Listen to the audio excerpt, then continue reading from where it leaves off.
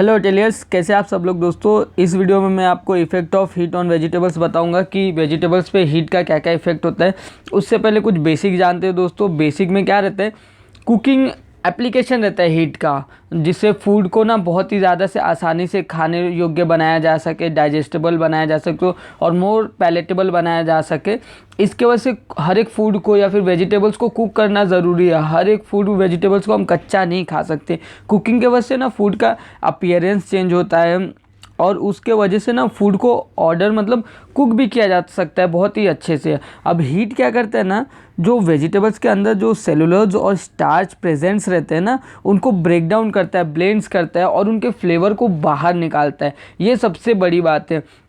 और जो कुछ खाने योग्य मतलब हानिकारक बैक्टीरिया रहते हैं ना, उनको मारता है, जिससे फूड हमारे लिए बहुत ही ज़्यादा डाइजेस्टेबल हो सके।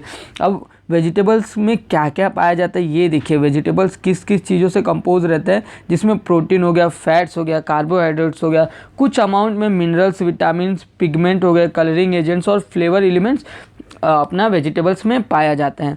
अब हीट का इफेक्ट हमारे कार्बोहाइड्रेट्स पे कैसे होता है, तो आप सबको पता है कि शुगर और स्टार्च क्या है ना दोस्तों, कार्बोहाइड्रेट्स से बहुत सारे फॉर्म में पाए जाते हैं। जैसे वेजिटेबल, फ्रूट्स हो गए, ग्रेन्स हो गए, बीन्स हो गए, इन सब में हमारे कार्बोहाइड्रेट्स पाए जाते हैं। अब हीट क्या रोल प्ले करता है, जब भी वेजिटेबल्स कोई भी जिसमें कार्बोहाइड्रेट्स या शुगर पाया जाता है ना, उसको दो फॉर्म में बनाता है। जैसे कैरामलाइजेशन करता है या फिर जिलेटिनाइजेशन करता है। कैरामलाइजेशन का मतलब क्या होता है कि शुगर को ब्राउनिंग करना, मतलब उसको जब आप सौते करते हो ना तो ब्राउनिंग होता है। जैसे शुगर को जैसे जैसे उबालेंगे हम लोग तो वो हल्का ब्राउनिंग होते जाता है, तो उसको कैरामलाइजेशन करते हैं। तो कुछ वेजिटेबल्स रहते हैं जिनको जब सौते किया जाता है ना, वेजिटेबल्स को सौते किया जाता है तो कैरामलाइज हो जाते हैं। तो उसका इफेक्ट ऐसे होता है, अगर कार्बोहाइड्रेट्स को हीट करोगे तो वो कैरामलाइज हो जाएगा या फिर जिलेटिनाइज हो जाएगा। और स्टार्च को जब हीट किया जाता है तो उसमें वाटर एब्जॉर्ब करता है और स्वेल करता है। इसको जिलेटिनाइजेशन कहा जाता है। और इसको समझने के लिए आप यूट्यूब पे जाके बहुत ही अच्छे से कोई भी वीडियो देख सकते हैं, जिसमें जिलेटिनाइजेशन का प्रोसेस बहुत ही अच्छे से आपको समझाया गया है। अब बात करते हैं वेजिटेबल्स फाइबर।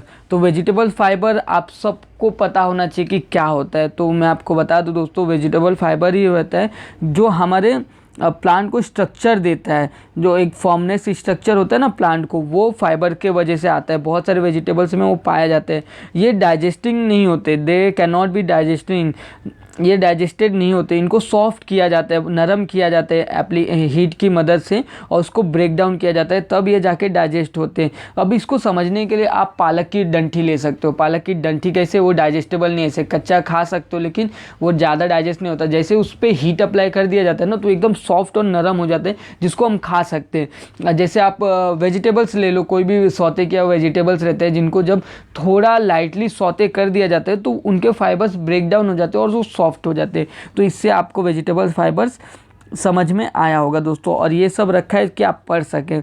मिनरल्स और विटामिन्स आ गया। मिनरल्स और विटामिन्स और पिगमेंट फ्लेवरिंग कंपोनेंट्स। तो मिनरल विटामिन आप सबको पता है कि बहुत ही ज़्यादा इंपॉर्टेंट रोल प्ले करते हैं न्यूट्रिशनल क्वालिटी के मामले में, जो कि फूड में पाया जाता है। उधर पिगमेंट्स और फ्लेवर्स क्या करते हैं ना दोस्तों, वो इम्पॉर्टेंट कंपोनेंट होते हैं फूड के। जैसे अपीयरेंस और टेस्ट हो गया ना फूड का, वो पिगमेंट्स और फ्लेवर के वजह से ही आता है। तो ये ध्यान में रखना चाहिए आपको।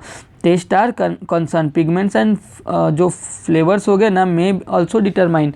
पिगमेंट्स और फ्लेवर को डिटरमाइन कैसे किया जाता है, food is appetising enough to eat और नॉट, मतलब फूड खाने योग्य है या नहीं है। So it become very important to preserve all डिटेंटा, सॉरी इसका कोई अलग वर्ड है, appetising, sorry preserve all the elements है, सॉरी ये डिटेंटा नहीं, ये एलिमेंट्स है। तो preserve all the elements on the application of heats. जब इन सब पे हीट का एप्लीकेशन होता है ना दोस्तों, तो ये या तो लिंच आउट हो जाते हैं या फिर डिसॉल्व हो जाते हैं। जब इनको ज़्यादा हीट किया जाता है या तो लिंच आउट मतलब बाहर निकल जाते हैं या फिर गायब हो जाते हैं वाष्प के रूप में कुकिंग के टाइम। विटामिन और पिगमेंट्स कैसे रहते हैं ना दोस्तों, जब उनको ज़्यादा ओवर हीट किया जाता है ना तो वो डिस्ट्रॉय हो जाते हैं। प्रोलॉन्ज कुकिंग से वो डिस्ट्रॉय हो जाते हैं। ये ध्यान में रखना चाहिए आपको। जैसे मिनरल, विटामिन, पिगमेंट, फ्लेवर्स हो गए ना तो बहुत ही ज़्यादा इंपॉर्टेंट है। लेकिन जब इनको ज़्यादा हीट किया जाता है तो या तो लिंच आउट हो जाते हैं या फिर डिज़ोल्व हो जाते हैं। और जब फ्लेवर और पिगमेंट को विटामिन और पिगमेंट को हीट किया जाता है तो वो डिस्ट्रॉय हो जाते हैं। तो ये आपको ध्यान में रखना चाहिए जब भी आप मिनरल्स और विटामिन्स वाले वेजिटेबल्स कुक कर रहे हो। तो अब आ गया प्रोटीन। तो प्रोटीन क्या रहता है दोस्तों, प्रेजेंस रहता है। एक सेकेंड ये क्या हो गया, हाँ एक सेकेंड, हाँ जो प्रोटीन्स रहता है ना वो प्रेजेंस रहता है स्मॉलर एक्सटेंट, मतलब वेजिटेबल्स में बहुत ही कम मात्रा में प्रोटीन पाया जाता है, जैसे कि मीट, फिश और पोल्ट्री में पाया जाता है, उसके कंपेयरिंग में बहुत ही स्मॉल अमाउंट में पाया जाता है। जब इस पर हीट अप्लाई किया जाता है ना तो ये फॉर्म हो जाता है और दे स्टार्ट टू कोआगुलेट, और ये स्टार्ट हो जाता है कोआगुलेट करना, मतलब एक दूसरे से कोआगुलेट बंधन बनाना दोस्तों।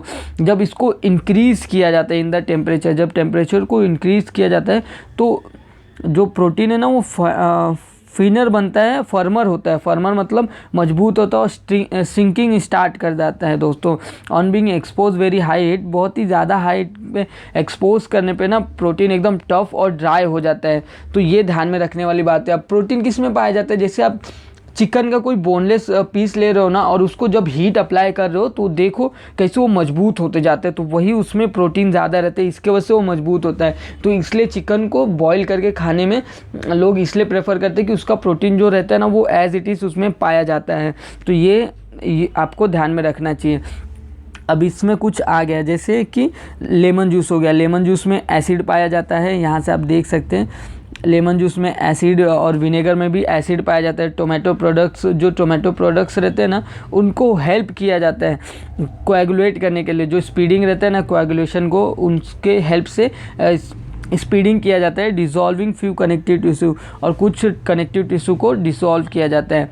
इसके बाद दोस्तों हीट का इफेक्ट और भी सारी चीज़ों पे होता है, जैसे यहाँ पे आप देख सकते हैं फूड के टेक्सचर्स पे होता है, कलर्स पे होता है, फ्लेवर्स पे होता है, न्यूट्रिएंट्स पे होता है, हर एक चीज़ पे हीट का इफेक्ट होता है। लेकिन ये कुछ इम्पॉर्टेंट फैक्टर्स थे जिस पे हीट का इफेक्ट बहुत ही ज़्यादा होता है, जैसे कार्बोहाइड्रेट्स हो गया, वेजिटेबल्स हो गया, वेजिटेबल्स हो गया, मिनरल विटामिन्स हो गए, प्रोटीन्स हो गए, तो इन पे हीट का ज़्यादा असर होता है।